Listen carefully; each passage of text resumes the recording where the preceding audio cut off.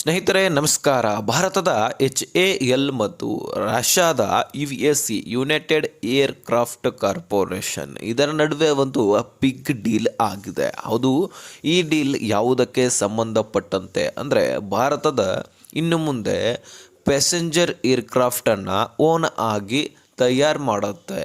Russia ಮತ್ತು ಭಾರತದ ಜಂಟಿ ಸಹಭಾಗಿತ್ವದ ಜೊತೆಗೆ ಈ ಏರ್ಕ್ರಾಫ್ಟ್ಗಳು ರೆಡಿ ಆಗ್ತವೆ. ಇದರ ಚರ್ಚೆ ನಮ್ಮ ದೇಶದಲ್ಲಿ ಅಷ್ಟೇ ಅಲ್ಲ, ಇಡೀ ವಿಶ್ವದ ಅನೇಕ ದೇಶಗಳಲ್ಲಿರ್ತಕ್ಕಂತಹ ಮಾಧ್ಯಮದಲ್ಲಿ ಕೂಡ ಇದ್ರ ಬಗ್ಗೆ ಚರ್ಚೆ ನಡೀತಾ ಇದೆ.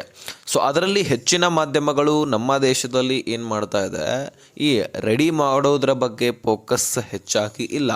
ಇದರಿಂದ ಏನು ಭಾರತಕ್ಕೆ ಲಾಭ ಆಗುತ್ತೆ, ಇದ್ರ ಬಗ್ಗೆ ಹೆಚ್ಚಿನ ಫೋಕಸ್ಸು ಇಲ್ಲಿ ಸೋಷಿಯಲ್ ಮೀಡಿಯಾಗಳು ಇಲ್ಲಿ ಮಾಡ್ತಾ ಇರ್ತಕ್ಕಂಥದ್ದು. ಸ್ನೇಹಿತರೆ, ಈ ಡೀಲು ಬರೀ ಇಷ್ಟಕ್ಕೆ ಸೀಮಿತವಾಗಿಲ್ಲ, ಇದರಲ್ಲಿ ಅನೇಕ ವಿಷಯಗಳು ಅಡಗಿಕೊಂಡಿವೆ. ಭಾರತ ಒಂದು ಮಹತ್ವದ ಹೆಜ್ಜೆಯನ್ನು ಇಡೋದನ್ನು ಇಡೀ ವಿಶ್ವಕ್ಕೆ ತೋರಿಸಲಿದೆ, ಅದರಲ್ಲಿ ಮುಖ್ಯವಾಗಿ ಅಮೇರಿಕಾಗೆ ತೋರಿಸಲಿದೆ.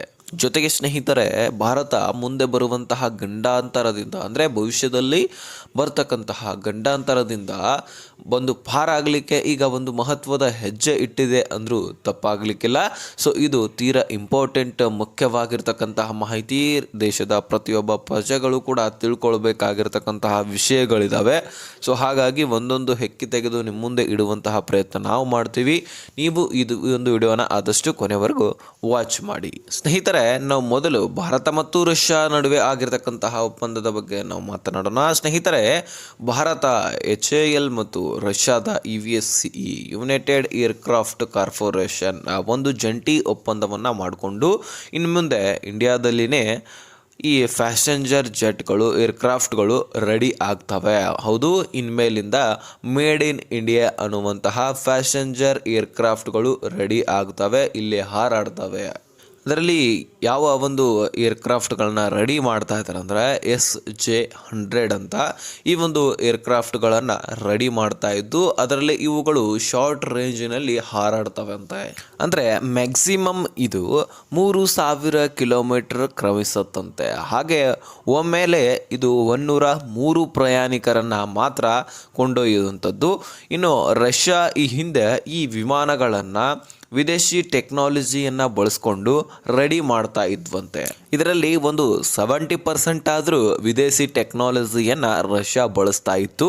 ಅದರಲ್ಲಿ ಮುಖ್ಯವಾಗಿ ಈಗ ಹೇಗೆ ಪರಿಸ್ಥಿತಿ ರಷ್ಯಾದ ಬಂದಿದೆ ಅಂದರೆ, ಈಗ ರಷ್ಯಾ ಮತ್ತು ಯುಕ್ರೇನ್ ಯುದ್ಧ ಆಯ್ತಲ್ವಾ, ಅದರಲ್ಲಿ ಸ್ಯಾಂಕ್ಷನ್ಗಳನ್ನು ರಷ್ಯಾ ಮೇಲೆ ವಿಧಿಸಲಾಗಿತ್ತು. ಹಾಗಾಗಿ ವಿದೇಶಿ ಟೆಕ್ನಾಲಜಿಯನ್ನು ಅವರಿಗೆ ಕೊಡಲಿಕ್ಕೆ ಸ್ಯಾಂಕ್ಷನ್ಸ್ಗಳನ್ನು ವಿಧಿಸಿದ್ರು. ಹಾಗಾಗಿ ರಷ್ಯಾಗೆ ವಿದೇಶಿ ಟೆಕ್ನಾಲಜಿಯನ್ನು ಸಿಗಲಿಕ್ಕೆ ಆ ಸಂದರ್ಭದಲ್ಲಿ ಆಗಲಿಲ್ಲ. ಹಾಗಾಗಿ ರಷ್ಯಾ ಒಂದು ತೀರ್ಮಾನ ಕೂಡ ಮಾಡ್ಕೊಂಡು ಬಿಡ್ತು. ಅದೇನೆಂದರೆ, ಈ SJ-100 ವಿಮಾನಗಳನ್ನು ಕಂಪ್ಲೀಟ್ ಏನು ವಿದೇಶದಿಂದ ಮಾಹಿತಿಯನ್ನು ಟೆಕ್ನಾಲಜಿಯನ್ನು ತಿಳ್ಕೊಂಡು ರೆಡಿ ಮಾಡ್ತಾ ಇದ್ರಲ್ವ, ಅದು ಏನೂ ಬೇಡ, ನಮ್ಮ ದೇಶದಲ್ಲಿನೇ ಅದನ್ನು ಕಂಪ್ಲೀಟಾಗಿ ರೆಡಿ ಮಾಡಬೇಕು, ಅಂತಹ ಟೆಕ್ನಾಲಜಿಯನ್ನು ನಾವು ಕೂಡ ರೆಡಿ ಮಾಡ್ಕೊಳ್ಬೇಕಂತ ಹೇಳ್ಬಿಟ್ಟು ಅದನ್ನು ರೆಡಿ ಮಾಡಲಿಕ್ಕೆ ಮುಂದಾಗಿ ಇದೇ 2024ರಲ್ಲಿ ಈ SJ-100 ವಿಮಾನಗಳನ್ನು ರಷ್ಯಾ ಕಂಪ್ಲೀಟಾಗಿ ರೆಡಿ ಮಾಡಿ. ಈಗಾಗಲೇ ರಷ್ಯಾ ಸುಮಾರು 200ಕ್ಕಿಂತ ಹೆಚ್ಚಿನ SJ-100 ವಿಮಾನಗಳನ್ನು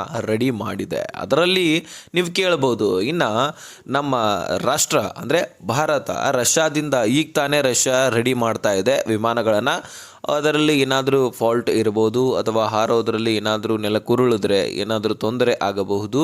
ಸೊ ಹೀಗಾಗಿ ಈಗ ತಾನೇ ರೆಡಿ ಆಗ್ತಕ್ಕಂತಹ ವಿಮಾನಗಳನ್ನು ನಾವು ಖರೀದಿ ಮಾಡಬಹುದಾ ಅಂತ ನೀವು ಕೂಡ ಕೆಲವೊಂದಿಷ್ಟು ಜನ ಕೇಳಬಹುದು. ಅಂಥದ್ರಲ್ಲಿ ನಿಮಗೆ ಒಂದು ಉತ್ತರ ಕೊಡಬೇಕಂದ್ರೆ, ಈಗಾಗಲೇ ಸಾಕಷ್ಟು ದೇಶಗಳಲ್ಲಿ ಈಗ ರಷ್ಯಾ ಈ ವಿಮಾನಗಳನ್ನು ರಫ್ತು ಕೂಡ ಮಾಡಿದೆ. ಹಾಗಾಗಿ ಇದನ್ನು ಖರೀದಿ ಮಾಡೋದ್ರಲ್ಲಿ ಯಾವುದೇ ತೊಂದರೆ ಇಲ್ಲ, ಅಥವಾ ಜಂಟಿಯಲ್ಲಿ ಅಂದರೆ ಸಮ್ಮಿಶ್ರ ಹಾಕ್ಕೊಂಡು ವಿಮಾನಗಳನ್ನು ರೆಡಿ ಮಾಡೋದ್ರಲ್ಲಿ ಕೂಡ ಯಾವುದೇ ತೊಂದರೆ ಇಲ್ಲ. ನಮ್ಮ ಭಾರತ ಈ ರಷ್ಯಾ ಜೊತೆಗೆ ಜಂಟಿಯಾಗಿ ವಿಮಾನಗಳನ್ನು ರೆಡಿ ಮಾಡೋದ್ರಿಂದ ನಮಗೇನು ಲಾಭ ಅಂತ ನೀವು ಕೇಳಬಹುದು. ಇದಕ್ಕೆ ನಿಮಗೆ ಉತ್ತರ ಕೊಡಬೇಕಂದ್ರೆ ಸ್ನೇಹಿತರೆ, ಈ ವಿಮಾನಗಳಲ್ಲಿ ಮೊದಲು ಯಾವ ಜನರು ಕೂಡ ಹೆಚ್ಚಾಗಿ ಅಡ್ಡಾಡ್ತಾ ಇರಲಿಲ್ಲ. ಸೊ ಮುಖ್ಯವಾಗಿ ಮೊದಲು ಏನಾಗ್ತಾ ಇತ್ತು, ರೈಲ್ವೆಗಳಲ್ಲಿ ಮೆಟ್ರೋಗಳಲ್ಲಿ, ಅಂದರೆ ಮೊದಲು ಮೆಟ್ರೋ ಇರಲಿಲ್ಲ, ಉದಾಹರಣೆ ಹೇಳ್ತಾ ಇದ್ದೀನಿ, ರೈಲ್ವೆಗಳಲ್ಲಿ ಹೆಚ್ಚಾಗಿ ಅಡ್ಡಾಡ್ತಾ ಇದ್ರು. ಬೆಂಗಳೂರಿನಿಂದ ಡೆಲ್ಲಿಗೆ ಹೋಗೋದಾಗಿರಲಿ, ಕೋಲ್ಕತ್ತಾಗೆ ಹೋಗೋದಾಗಿರಲಿ, ಲಕ್ನೋಗೆ ಹೋಗೋದಾಗಿರಲಿ, ಈ ರೀತಿ ಈ ಒಂದು ರೈಲ್ವೆಗಳಲ್ಲಿ 2 ದಿನ ಆದರೂ ಪರವಾಗಿಲ್ಲ ಅಂತ ಹೇಳ್ಬಿಟ್ಟು ಪ್ರಯಾಣ ಮಾಡ್ತಾಯಿದ್ರು. ಸೊ ಆವಾಗ ರೈಲಿನ ಬೆಲೆ ಕಡಿಮೆ ಇತ್ತು, ವಿಮಾನ ಬೆಲೆ 10 ಪಟ್ಟು ಹೆಚ್ಚಾಗಿತ್ತು. ಆದರೆ ಈ ಸಂದರ್ಭದಲ್ಲಿ ನೋಡೋದಾದರೆ ಅದಕ್ಕಿದಕ್ಕೂ ಬಹಳಷ್ಟು ಏನು ಡಿಫ್ರೆನ್ಸ್ ಇಲ್ಲ, ಡಿಫ್ರೆನ್ಸ್ ಇದೆ. ಆದರೆ ಆ ಬೆಲೆಗೆ ಹೆಚ್ಚಿನ ಡಿಫ್ರೆನ್ಸ್ ಇಲ್ಲದ ಕಾರಣಕ್ಕಾಗಿ ಹೆಚ್ಚಿನ ಜನರು ನಮ್ಮ ಭಾರತದಲ್ಲಿ ಡೆವಲಪ್ಮೆಂಟ್ ಕೂಡ ಆಗಿದ್ದಾರೆ. ಆ ಕಾರಣಕ್ಕಾಗಿ ಹೆಚ್ಚಿನದಲ್ಲಿ ವಿಮಾನಗಳನ್ನು ಕೂಡ ಬಳಸ್ತಾ ಇದ್ದಾರೆ. ಹೌದು, ವಿಮಾನದಲ್ಲಿನೇ ಹೆಚ್ಚಾಗಿ ಪ್ರಯಾಣಿಕರು ಕೂಡ ಅಡ್ಡಾಡ್ತಾ ಇರುವಂತಹ ಕಾರಣಕ್ಕಾಗಿ ನಮಗೆ ಹೆಚ್ಚಿನ ವಿಮಾನಗಳ ಅವಶ್ಯಕತೆ ಕೂಡ ಇದೆ. ಈಗ ಒಂದೇ ದಿನದಲ್ಲಿ ವಿಮಾನದಲ್ಲಿ ಡೆಲ್ಲಿಗೆ ಕೂಡ ಹೋಗಬಹುದು ಮತ್ತು ವಾಪಸ್ ಕೂಡ ಬರಬಹುದು. ಹಾಗಾಗಿ ಹೆಚ್ಚಿನ ಇಂಪಾರ್ಟೆಂಟ್ ಈಗ ಜನರು ಟೈಮ್ಗೆ ಕೊಡ್ತಾ ಇದ್ದಾರೆ. ಈಗ ದುಡ್ಡೇನು ಬರುತ್ತೆ ಹೋಗುತ್ತೆ, ಹೆಚ್ಚಿನ ದುಡ್ಡನ್ನು ಮಾಡಿದವರು ಕೂಡ ಬಹಳಷ್ಟು ಜನ ಸಿಗ್ತಾರೆ. ಸೊ ಅಂಥದ್ರಲ್ಲಿ ಅವರಿಗೆ ಟೈಮ್ ಮುಖ್ಯವಾಗಿರ್ತಕ್ಕಂಥದ್ದು. ಹಾಗಾಗಿ ಹೆಚ್ಚಾಗಿ ವಿಮಾನಗಳನ್ನು ಬಳಸಿ ಟೈಮನ್ನು ಉಳಿಸ್ಕೊಂಡು ಮತ್ತು ಇನ್ನಿತರ ಕೆಲಸ ಕಾರ್ಯಗಳನ್ನು ಮಾಡ್ತಾ ಇದ್ದಾರೆ. ಈಗ ಕೇಂದ್ರ ಸರ್ಕಾರ ಏನು ಮಾಡ್ತಾ ಇದೆ, ಸಣ್ಣ ಸಣ್ಣ ಪ್ರದೇಶಗಳಲ್ಲಿ ಜಿಲ್ಲೆಗಳಲ್ಲಿ ಕೂಡ ಈ ವಿಮಾನ ನಿಲ್ದಾಣಗಳನ್ನು ಪ್ರಾರಂಭಿಸ್ತಾ ಇದೆ ರೆಡಿ ಮಾಡಲಿಕ್ಕೆ. ಹೌದು, ಈ ವಿಮಾನ ನಿಲ್ದಾಣಗಳನ್ನು ರೆಡಿ ಮಾಡಿದ್ದೇ ಆದರೆ ದೊಡ್ಡ ದೊಡ್ಡ ವಿಮಾನಗಳನ್ನು ಇಲ್ಲಿ ಬಳಸಲಿಕ್ಕೆ ಆಗೋದಿಲ್ಲ. ಯಾಕಂದರೆ ಪ್ಯಾಸೆಂಜರ್ಗಳು ಕಡಿಮೆ ಇರ್ತಾರೆ. ಹಾಗಾಗಿ ಕಡಿಮೆ ಪ್ಯಾಸೆಂಜರ್ಗಳು ಇರತಕ್ಕಂತಹ ವಿಮಾನಗಳನ್ನು ರೆಡಿ ಮಾಡಿದ್ರೆ ಮುಗಿದೋಯ್ತಲ್ವಾ. ಸೊ ಹಾಗಾಗಿ ಇಲ್ಲಿ ಎಲ್ಲೆಲ್ಲಿ ಹೆಚ್ಚಿನ ವಿಮಾನ ನಿಲ್ದಾಣಗಳಾಗ್ತವೋ, ಸಣ್ಣ ಪುಟ್ಟ ವಿಮಾನ ನಿಲ್ದಾಣಗಳು, ಅಲ್ಲೆಲ್ಲವೂ ಕೂಡ SJ100 ವಿಮಾನಗಳನ್ನು ಬಳಸಲಾಗುತ್ತೆ. ಹೌದು, ಈಗ ನೀವೇ ತಿಳ್ಕೊಳ್ಳಿ, ಹೆಚ್ಚಿನ ಪ್ಯಾಸೆಂಜರ್ ಇಲ್ಲದಂತಹ ಒಂದು ಪ್ರದೇಶಗಳಲ್ಲಿ ವಿಮಾನ ನಿಲ್ದಾಣ ಆಯ್ತಪ್ಪ ಅಂತ ಅಂದ್ಕೊಳ್ಳಿ. ಸಣ್ಣ ಪುಟ್ಟ ಪ್ಯಾಸೆಂಜರ್ ಅಂತೂ ಇರ್ತಾರೆ, ಅವ್ರಿಗೋಸ್ಕರ ಈ SJ100 ನಡೆಯುತ್ತೆ. ಅದಕ್ಕಿಂತ ದೊಡ್ಡ ವಿಮಾನಗಳನ್ನು ಬಳಸಲಿಕ್ಕೆ ಆಗೋದಿಲ್ಲ. ಹಾಗಾಗಿ ನಮಗೆ SJ100 ವಿಮಾನ ಅತಿ ಅವಶ್ಯಕ ಆಗಿದೆ. ಹಾಗಾಗಿ ಈ ವಿಮಾನಗಳನ್ನು ಕೂಡ ಜಂಟಿಯಾಗಿ ರೆಡಿ ಮಾಡಲಿಕ್ಕೆ ಕೇಂದ್ರ ಸರ್ಕಾರ ಮುಂದಾಗಿದೆ. ಹಾಗಾದರೆ ಕೇಂದ್ರ ಸರ್ಕಾರ ಈ ಡೀಲ್ ಮಾಡ್ಕೊಂಡಿರುವುದು ಬರೀ ಇಷ್ಟೇಕೇನಾ ಅಂತ ಅಂದ್ಕೊಳ್ಬಹುದು. ಹಾಗೇನಿಲ್ಲ. ಮುಂದಿನ ಬರ್ತಕ್ಕಂತಹ ನಮ್ಮ ದೇಶಕ್ಕೆ ಗಂಡಾಂತರವನ್ನು ತಪ್ಪಿಸ್ಲಿಕ್ಕೆ ಇಲ್ಲಿ ಕೇಂದ್ರ ಸರ್ಕಾರ ಮುಂದಾಗಿದೆ. ಹೌದು ಸ್ನೇಹಿತರೆ, ನಮ್ಮ ದೇಶ ಬರೀ ವಿದೇಶಿ ವಸ್ತುಗಳ ಮೇಲೆ ಹೆಚ್ಚಾಗಿ ನಾವು ಅವಲಂಬನೆ ಆಗಿದ್ವಿ.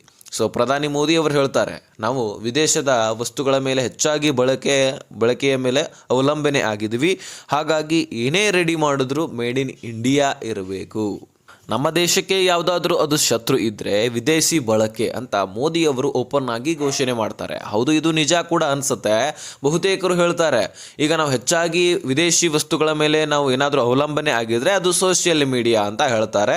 ಸೊ ಅದು ಸುಳ್ಳೇನಲ್ಲ. ಅಮೇರಿಕಾದ ಸೋಷಿಯಲ್ ಮೀಡಿಯಾಗಳ ಮೇಲೆ ನಾವು ಹೆಚ್ಚಾಗಿ ಏನು ಮಾಡ್ತೀವಿ, ಡಿಫೆಂಡ್ ಆಗಿರ್ತೀವಿ. ಸೊ ಅದಕ್ಕೋಸ್ಕರ ನಮ್ಮಲ್ಲಿನೇ ಏನಾದರೂ ರೆಡಿ ಆಗಿಬಿಟ್ರೆ ಮುಗಿದೋಯ್ತಲ್ವಾ. ಸೊ ನಮ್ಮದು ಅಂತ ಹೇಳ್ಬಿಟ್ಟು ಏನಾದರೂ ಇರಬೇಕು. ಇವೆಲ್ಲವೂ ಕೂಡ ನಾವೇ ಖುದ್ದಾಗಿ ರೆಡಿ ಮಾಡ್ಕೊಳ್ಬೋದು. ಇದೊಂದು ಬೇರೆ ವಿಷಯ. ಹೌದು, ನಮ್ಮ ದೇಶದಲ್ಲಿ ಕೂಡ ಇಂಥವು ಸಾಕಷ್ಟು ರೆಡಿ ಆಗ್ತಾ ಇದ್ದಾವೆ. ಈಗ ಅಮೇರಿಕಾ ದಿಢೀರನೆ ನಾವು ವಾಟ್ಸಪ್ ನಿಮಗೆ ಸರ್ವಿಸ್ ಕೊಡೋದಿಲ್ಲ, ನಾವು ಗೂಗಲ್ ಸರ್ವಿಸ್ ಕೊಡೋದಿಲ್ಲ, ಫೇಸ್ಬುಕ್ ಸರ್ವಿಸ್ ಕೊಡೋದಿಲ್ಲ ಅಂತ ಹೇಳ್ಬಿಟ್ಟು ಘೋಷಣೆ ಮಾಡಿ ಅದನ್ನು ಬಂದ್ ಮಾಡಿದ್ರು. ನಮಗೆ ಬಹಳ ಆದರೆ 15 ದಿನ ಪ್ರಾಬ್ಲಮ್ ಆಯ್ತಪ್ಪ, ಅಥವಾ 10 ದಿನ 12 ದಿನ ಪ್ರಾಬ್ಲಮ್ ಆಯಿತು. ನಾವು ರೆಡಿ ಅಷ್ಟರೊಳಗೆ ಮಾಡ್ಕೊಳ್ತೀವಿ, ಅದನ್ನು ವಾಪಸ್ ಬಳಕೆಗೆ ತರ್ತೀವಿ. ಅದರಿಂದ ನಾವು ಕಾಂಟ್ಯಾಕ್ಟ್ನಲ್ಲಿ ಇರ್ತೀವಿ, ಸೋಷಿಯಲ್ ಮೀಡಿಯಾದಲ್ಲಿ ಮತ್ತೆ ಸರ್ವಿಸ್ ಮಾಡ್ತೀವಿ. ಸೊ ಇದು ಒಂದು ವಿಷಯ. ಆದರೆ ನಾವು ಹೆಚ್ಚಾಗಿ 100% ಅಲ್ಲ 1000% ನಾವು ಏರ್ಕ್ರಾಫ್ಟ್ನಲ್ಲಿ ವಿದೇಶಿಯ ಬಳಕೆಯ ಮೇಲೆ ನಾವು ಹೆಚ್ಚಿನ ಆದ್ಯತೆಯನ್ನು ಕೊಡ್ತಾ ಇದ್ದೀವಿ, ಅವಲಂಬನೆ ಆಗಿದ್ದೀವಿ. ಹೌದು ಸ್ನೇಹಿತರೆ, ಈಗಾಗಲೇ ನಮ್ಮ ದೇಶದಲ್ಲಿ ಅನೇಕ ವಿಮಾನ ಕಂಪನಿಗಳಿರ್ಬೋದು. ಆದರೆ ಆ ಕಂಪನಿಗಳು ಎಲ್ಲಿಂದ ವಿಮಾನಗಳನ್ನು ಖರೀದಿ ಮಾಡುತ್ತೆ ಅದು ಗೊತ್ತಾ? ಬೇಕಾದರೆ ಈಗ ನೋಡ್ಬೋದು ನೀವು, ಬೋಯಿಂಗ್ ಆಗಿರಲಿ, ಏರ್ ಬಸ್ ಆಗಿರಲಿ, ಅವುಗಳನ್ನು ಈಗ ನಾವು ಹೊರದೇಶದಿಂದನೇ ಈ ಕಂಪನಿಗಳು ಖರೀದಿ ಮಾಡಿಕೊಂಡು ಇಲ್ಲಿ ಬಳಕೆಗೆ ತರ್ತವೆ. ಅದರಲ್ಲಿ ಈಗ ಬೋಯಿಂಗ್ ಎಲ್ಲಿಂದ? ಇದು ಅಮೇರಿಕಾದ ಕಂಪನಿ ಇದು. ಅದೇ ರೀತಿಯಾಗಿ ಈ ಏರ್ ಬಸ್ ಇದು ಫ್ರಾನ್ಸ್ನ ಕಂಪನಿ. ಹಾಗಾಗಿ ವಿದೇಶಿಯ ಏರ್ಕ್ರಾಫ್ಟ್ನ ಮೇಲೆ ನಾವು ಹೆಚ್ಚಿನ ಅವಲಂಬನೆ ಆಗಿದ್ವಿ. ಮುಂದಿನ ಗಂಡಾಂತರ ಏನಾದರೂ ಅಂದರೆ ಈಗ ಆ ದೇಶದ ಜೊತೆಗೆ ನಮ್ಮದು ಏನಾದರೂ ಕಾಂಟ್ಯಾಕ್ಟ್ ತಪ್ಪ ಈಗ ಜಗಳ ಆಗೋದು ಅಥವಾ ವಿದೇಶಿ ಜೊತೆಗೆ ನಮ್ಮದು ಈ ರೀತಿ ಆಗೋದು. ಈಗ ಅಮೇರಿಕಾ ಜೊತೆಗೆ ಎಷ್ಟೇ ಸ್ನೇಹ ಭಾವದಿಂದಿದ್ರೂ ಸಹಿತ ಕೊನೆ ಪಕ್ಷ ನೀವು ನೋಡಿದ್ರಿ ಮಧ್ಯದಲ್ಲಿ ಏನೇನು ಮಾಡ್ತಾಯಿದ್ರು ಟ್ರಂಪ್ ಅವರು, ಅದನ್ನು ನೋಡಿದ್ರೆ ಅವ್ರ ಜೊತೆಗೆ ಸ್ನೇಹ ಬೆಳೆಸ್ಲಿಕ್ಕಾಗತ್ತಾ? ಇಲ್ವಲ್ಲ. ಹಾಗಾಗಿ ಇಂತಹ ಸಿಚುವೇಶನ್ಗಳು ಬರ್ತವೆ. ಹಾಗಾಗಿ ನಮ್ಮ ಭಾರತ ಸ್ಟ್ಯಾಂಡಾಗಿ ನಿಂತ್ಕೊಳ್ಬೇಕು. ಸೊ ನಮ್ಮಲ್ಲಿನೇ ಇಂತಹ ಕಂಪನಿಗಳು ರೆಡಿ ಆಗಬೇಕು. ನಮ್ಮಲ್ಲಿನೇ ಈ ವಿಮಾನಗಳು ರೆಡಿ ಮಾಡುವಂತಹ ಕಂಪನಿಗಳು ರೆಡಿ ಆಗಬೇಕಾಗಿದೆ. ಹಾಗಾಗಿ ಈ ಕೇಂದ್ರ ಸರ್ಕಾರ ಮಹತ್ವದ ಹೆಜ್ಜೆ ಇಟ್ಟಿದೆ ಅಂದರೂ ತಪ್ಪಾಗಲಿಕ್ಕಿಲ್ಲ. ನಮ್ಮ ದೇಶದ ಮೇಲೂ ಕೂಡ ಸ್ಯಾಂಕ್ಷನನ್ನು ವಿಧಿಸ್ಬೋದು. ಹಾಗಾಗಿ ನಮ್ಮಲ್ಲಿನೇ ಇಂತಹ ಒಂದು ಕಂಪನಿಗಳು ರೆಡಿ ಆಗಬೇಕಾಗಿದೆ. ಈಗಾಗಲೇ ಒಂದು ದೇಶ ಅದನ್ನು ಅನುಭವಿಸ್ತಾ ಇದನ್ನು ಕೂಡ, ಅದು ರಷ್ಯಾ ಆಗಿದೆ. ಹಾಗಾಗಿ ರಷ್ಯಾ ಯುಕ್ರೇನ್ ಯುದ್ಧ ಆಗುವಂಥ ಸಂದರ್ಭದಲ್ಲಿ ಅಮೆರಿಕ ಸಾಕಷ್ಟು ಸ್ಯಾಂಕ್ಷನ್ಸ್ಗಳನ್ನು ವಿಧಿಸಿತ್ತು. ಸೊ ಹಾಗಾಗಿ ವಿದೇಶಿ ಟೆಕ್ನಾಲಜಿಗಳನ್ನು ಅದು ಬಳಸುವಂತಿಲ್ಲ ಅಂತಲೂ ಸ್ಯಾಂಕ್ಷನ್ ವಿಧಿಸಲಾಗಿತ್ತು. ಹಾಗಾಗಿ ಅವರೇ ಈಗ JS ಈ ಒಂದು 100 ವಿಮಾನವನ್ನು ರೆಡಿ ಮಾಡಿಕೊಂಡ್ರು. ಸೊ ಅದನ್ನು ಈಗ ನಮ್ಮಲ್ಲಿ ಕೂಡ ರೆಡಿ ಮಾಡ್ತದೆ, ಜಂಟಿಯಾಗಿ ರೆಡಿ ಮಾಡ್ತವೆ. ಸೊ ಮುಂದಿನ ದಿನಗಳಲ್ಲಿ ಭಾರತವು ಕೂಡ ಇನ್ನೊಂದು ದೇಶದ ಮೇಲೆ ಡಿಫೆಂಡ್ ಆಗಬಾರ್ದಂದರೆ, ಭವಿಷ್ಯದ ಒಂದು ತೊಂದರೆಯಿಂದ ಭಾರತ ಉಳಿಬೇಕಂದ್ರೆ ಈ ಒಂದು ಮಹತ್ವದ ಹೆಜ್ಜೆ ಇಡಲೇಬೇಕಾಗಿದೆ. ಹಾಗಾಗಿ ಒಪ್ಪಂದವನ್ನು ಮಾಡಿಕೊಂಡಿದೆ. ಸೊ ಇಷ್ಟರ ಬಗ್ಗೆ ನಾನು ನಿಮಗೆ ತಿಳಿಸ್ತಿದ್ದೀನಿ. ಇನ್ನು ಹೆಚ್ಚಿನ ಮಾಹಿತಿ ಇದ್ದಾವೆ. ಸೊ ಅದನ್ನು ಬೇರೆ ವಿಡಿಯೋದಲ್ಲಿ ನಾವು ಕೂಡ ಇನ್ನು ಬರ್ತಕ್ಕಂತಹ ಮಾಹಿತಿಗಳನ್ನು ತಿಳಿಸ್ತಾ ಇರ್ತೀವಿ. ಹಾಗೆ ಈ ವಿಷಯವು ನಿಮಗೆ ಕ್ಲಿಯರ್ ಆಗಿ ತಿಳಿದಿದ್ದರೆ, ಏನು ಇದರಲ್ಲಿ ನಿಮಗೆ ಅರ್ಥ ಆಗಿದೆ ಅದನ್ನು ಕಮೆಂಟ್ ಮಾಡಿ. ರಷ್ಯಾದಿಂದ ನಮ್ಮ ಭಾರತ ಜಂಟಿಯಾಗಿ ವಿಮಾನವನ್ನು ರೆಡಿ ಮಾಡಲಿಕ್ಕೆ ಮುಂದಾಗಿದೆ. ಸೊ ಇದಕ್ಕೆ ಒಂದು ಒಳ್ಳೆಯ ಒಪಿನಿಯನ್ ಇದ್ದರೆ ಕಮೆಂಟ್ ಮಾಡಿ. ಅದೇ ರೀತಿಯಾಗಿ ಇದನ್ನು ನಾವು ಜಂಟಿಯಾಗಿ ರೆಡಿ ಮಾಡಬಾರ್ದಾಗಿತ್ತಾ, ಈಗಾಗಲೇ ನಾವು ಏನು ತೆಗೆದುಕೊಂಡು ಬರ್ತಾ ಇದ್ವಿ ಹೊರದೇಶದಿಂದ, ಹಾಗೆ ತರಬೇಕಾ, ಇದನ್ನು ನೀವು ಮುಖ್ಯವಾಗಿ ಕಮೆಂಟ್ ಮಾಡಿ ತಿಳಿಸಿ. ನಮಗೂ ಕೂಡ ಕ್ಲಿಯರಿಟಿ ಸಿಗುತ್ತೆ. ನಿಮ್ಮ ಮನದಲ್ಲಿ ಏನಿದೆ ಈ ಒಂದು ವಿಷಯವನ್ನು ಪ್ರತಿಯೊಬ್ಬ ಜನಸಾಮಾನ್ಯರಿಗೆ, ಪ್ರಜೆಗಳಿಗೆ ಶೇರ್ ಮಾಡಿ.